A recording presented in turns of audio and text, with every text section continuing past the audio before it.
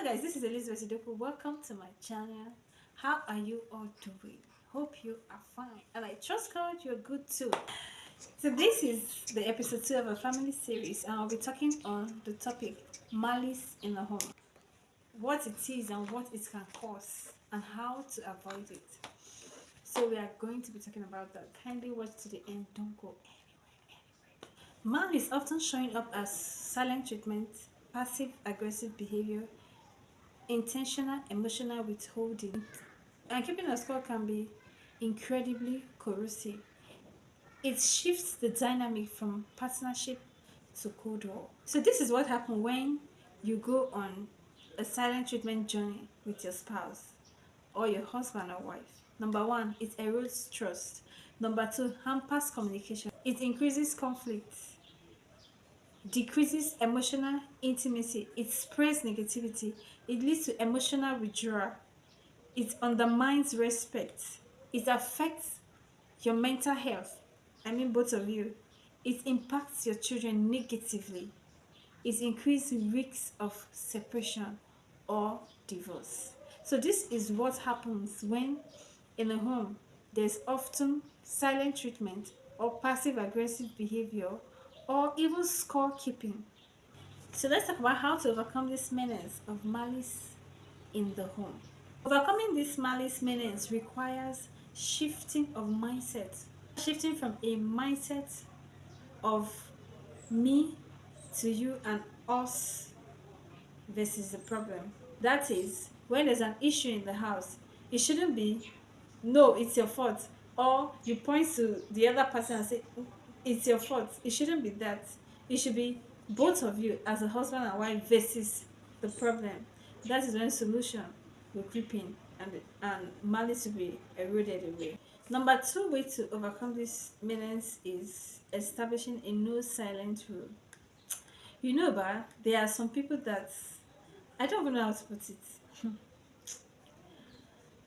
Like you're angry with somebody, you cannot tell the person that I'm not happy with you. This is what is going on. This is what you have done and all of that. You will just go silent. If there's anything I hate in this world, is that kind of treatment. If you decide to go silent, I will just allow you to go silent forever. Until you decide that you want to talk about it. Because I cannot be killing myself for what I don't know. What is the issue that you cannot come out and say, this thing you have done, I'm feeling hot about it. Instead, you just go silent. Okay, tell me, if you go silent, how can the issue be solved? That is why it is important that there should be that no silent rule in the house. Communicate with your partner. Let them understand what you are feeling. If they don't understand what you are feeling or faced with, they cannot adjust.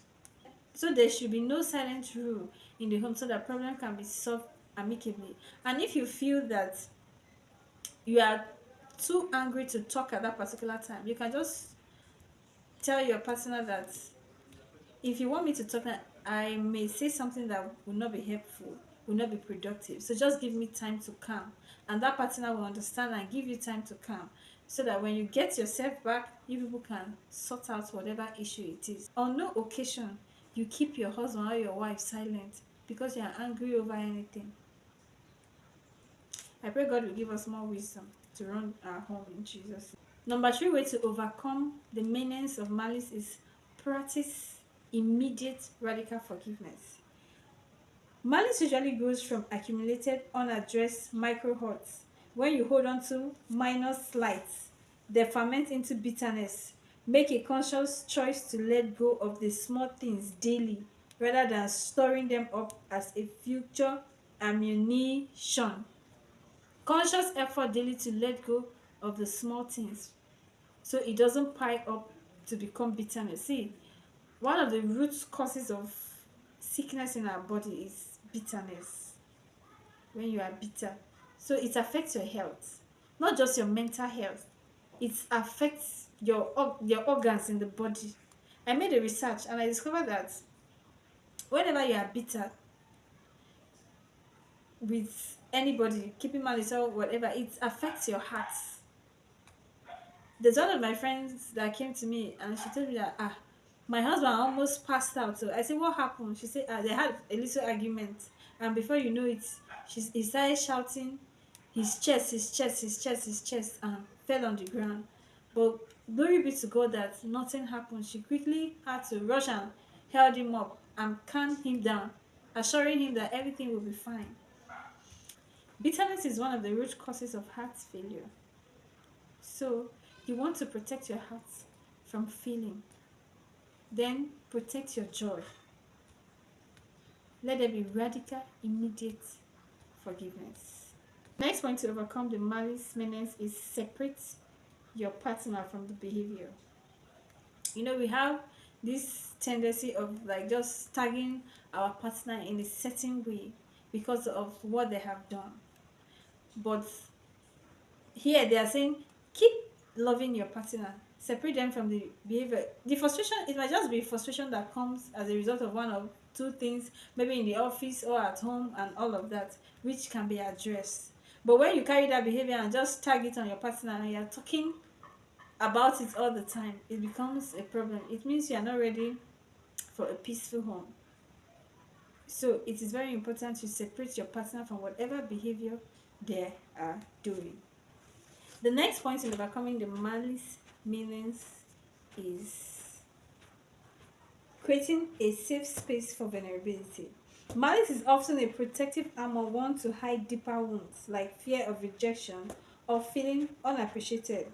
If you want your partner to drop their guard, you have to create an environment where it is safe to do so. Listen without interrupting, validating, or immediately trying to fix their feelings. I would say always appreciate your partner. Like, see what I said. See what is written here. When a partner, like fear of rejection or feeling unappreciated, when you don't appreciate your partner enough and you always make him feel rejected, it will definitely end up in malice. And if you are not careful as a woman, you push him out or you push her out. Lack of appreciation and always making your partner feel rejected can push your partner out for the unimaginable. So another way you can overcome silent treatment or passive behavior in the home is swap retaliation for de-escalation. When your partner snaps at you or acts passive aggressively, the natural instinct is to retaliate with equal or greater pettiness. Break the chain, meeting malice with a calm, grounded response completely disarm the conflict. Did you hear that? When your partner snaps at you, the natural thing is retaliation, right? Instead of retaliation, they escalate whatever he wants to do by just being calm and not probably not even talking about it at that particular time until he is calm for you people to talk about it, or until the atmosphere is calm and the environment and everything is right for you people to talk about it. So that's another way that that silent behavior or malice can be eroded. The next point is implement a daily check-in. Don't wait for a major fight to talk about how things are going. Spend 10 to 15 minutes every day simply checking in on each other's emotional states. Ask questions like, how are you feeling about us today? Or is there anything we need to clear the air about? This prevents minor grievances from snowballing. So always ask your partner, how are we feeling today? Is there anything you need us to talk about? When you do that often, you see you both will always be in peace and there will be no issue to even flood about in terms of wrangling or in terms of any altercation. So it is important that you check in the emotional state of your partner. Just check the emotional state of your partner daily to know what's on their mind and what you who can just take yourself out and talk about some things. It must not be in the home. Just take her out and just sit, get her food or get him food, just talk about some things in the home and all of that. And with that, there will be constant peace in the home. The next point is focus on the we in the problem solving instead of I. It shouldn't be I. It should be we. We. Carry your partner along. Remember that in a marriage, winning an argument at your spouse's expense means you both lose. Approach conflict with the mindset that you are a team tackling a mutual issue. Did you hear that? Your husband and yourself, you are a team tackling a problem. But when you begin to do it means there's a problem. You're not ready for marriage. God will give us wisdom to run the home in Jesus' name. The next point is intentionally rebuild intimacy and play. Malice starves marriage of joy. You cannot fight hostility with logic alone. You need to inject positive experiences back into the relationship. Prioritize date nights, physical touch, laughing. Prioritize activities that reminds you of why you fell in love in the first place. Some people, once they are married, just give them 1 or 2 years, they forget they ever fell in love with their spouse.